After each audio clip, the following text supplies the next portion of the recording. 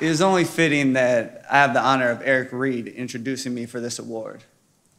In many ways, my recognition would not be possible without our brotherhood. I truly consider him to be more than a friend. Eric, his wife, his children, they're all a part of my family. Not only did he kneel by my side during the 2016 NFL season, but Eric continued to use his platform as a professional football player to protest systemic oppression, specifically police brutality against Black and brown people. Eric introducing me for this prestigious award brings me great joy, but I'm also pained by the fact that his taking a knee and demonstrating during the national anthem to protect the rights of Black and brown people also led to his ostracization in the NFL, when he is widely recognized as one of the best competitors and in the prime of his career. You know, people sometimes forget that love is at the root of our resistance. My love for Eric has continually grown over the course of our ongoing journey.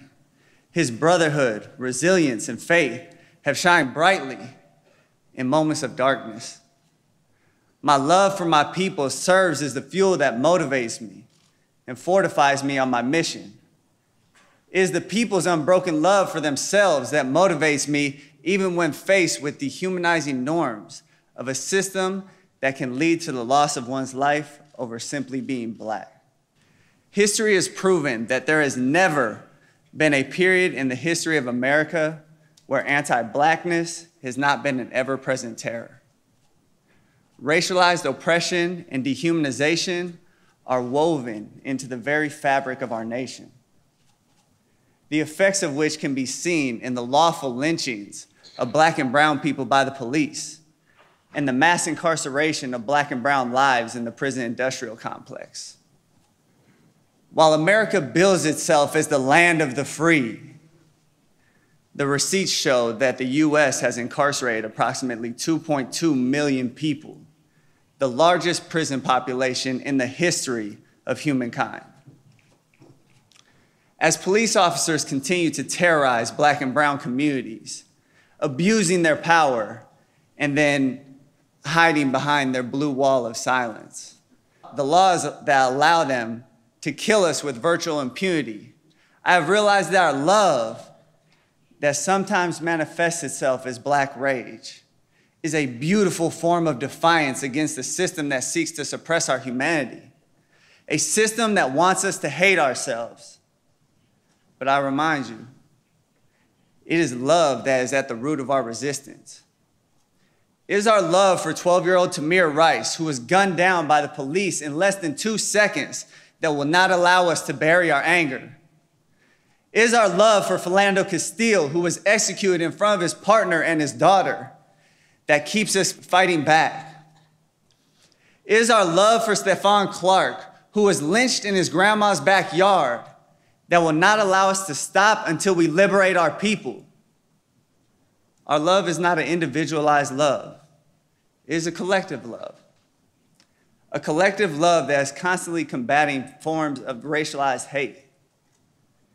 Chattel slavery, Jim Crow, new Jim Crow, massive plantations, mass incarceration, slave patrols, police patrols.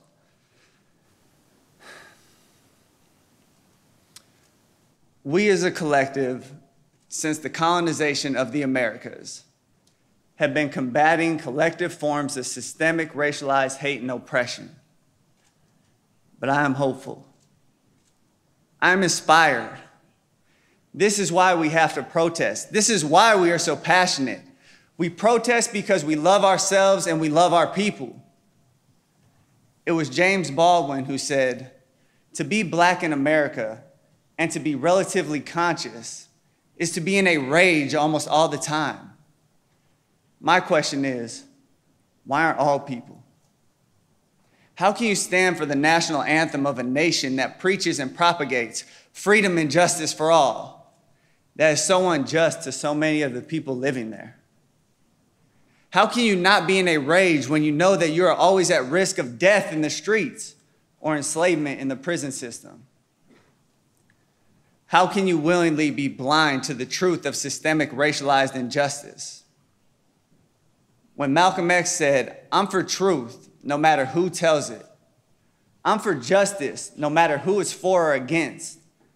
I'm a human being first and foremost, and as such, I'm for whoever and whatever benefits humanity as a whole."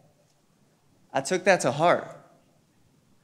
While taking a knee is a physical display that challenges the merits of who is excluded from the notion of freedom, liberty, and justice for all, the protest is also rooted in a convergence of my moralistic beliefs and my love for the people.